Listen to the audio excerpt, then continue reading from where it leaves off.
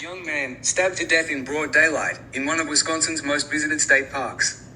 Hundreds nearby, yet no one saw anything. No suspect, no motive, no answers. This is the unsolved murder of John Smutzer and the chilling possibility of a connection to another. John Smutzer, a finance graduate from the University of Wisconsin, had recently returned to his Wisconsin home after a year spent in New York. The 24-year-old John was known for his love of animals, travel, and nature. Fall was his favorite time of year, and on the days leading to his death, he had visited another nearby state park, Wildcat Mountain State Park. The fateful morning of October 14th, 2020, the thoughtful and reserved John would visit Devil's Lake State Park, the largest in Wisconsin, covering 9,217 acres. That fall morning, the park was busy. Families, hikers, autumn leaf watchers filled the trails.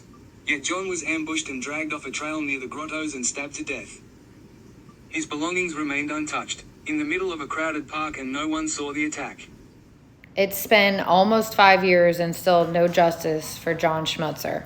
So I would like to talk about a behavioral profile of the likely offender. So attacking in broad daylight in a public park is high-risk behavior. It suggests poor impulse control, either low concern for being seen or maybe an emotional snap, possibly someone mentally unstable or in a psychotic state. Familiarity with the area. Maybe they knew Devil's Lake State Park well. Could be a local or a frequent visitor. Might have chose the Grottoes Trail specifically because it's wooded, partially secluded, and rugged. Also, it's believed that John was just a target of opportunity. There's no evidence that it was premeditated, or connected to him specifically. It suggests random victim selection, which aligns with opportunistic predatory behavior, possible psychosis, perceived threat, paranoia, delusions, a transient lifestyle, or someone blending in with hikers. So based on all the tips that police received, the possible suspect was described as wearing ripped pants, running erratically, and frequent falling. It suggests that they were possibly disoriented or under the influence, maybe potentially a mental illness or a psychotic break, and also maybe an adrenaline dump from the kill. The suspect was not captured despite multiple witness sightings, so maybe they already had an escape route that they had planned or that was known. They likely left the area immediately, and they could have disposed of the weapon in the woods or the lake. So, also a couple of speculative psychological diagnoses. Maybe they were paranoid schizophrenia. This just goes along with people. It's consistent with offenders and high-risk stabbings.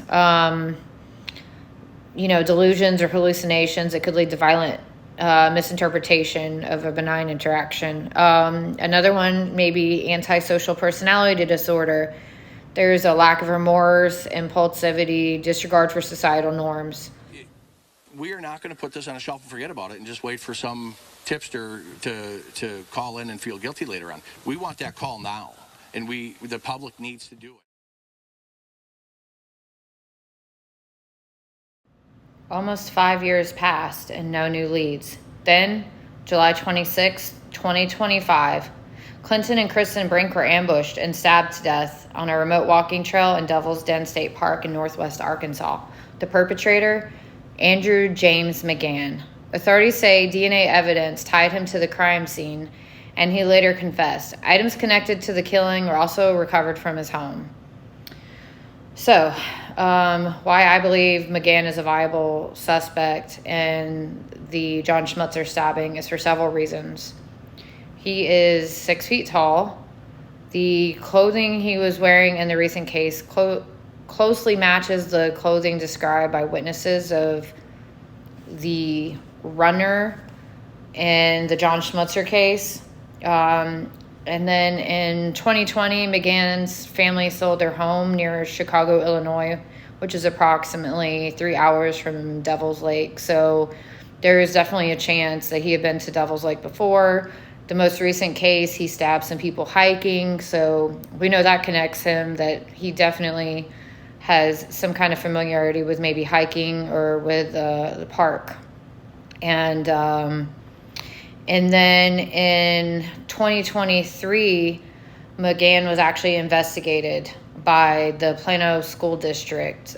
He was working there as an elementary school teacher, and apparently they investigated him for inappropriate behavior with some of the girls. They said he would give them like snacks and tickle them. And before he could get fired or anything, he just ended up resigning. So he had recently moved to Arkansas, and he was supposed to be starting a new teaching position, but both of the events suggest possible control-related stressors. If you have any information that could help, please contact Sauk County Crime Stoppers at 1-888-847-7285. Thanks for watching. Don't forget to like, comment, and subscribe. And don't forget, not all ghosts stay buried. Join us next time for more Killer Echoes.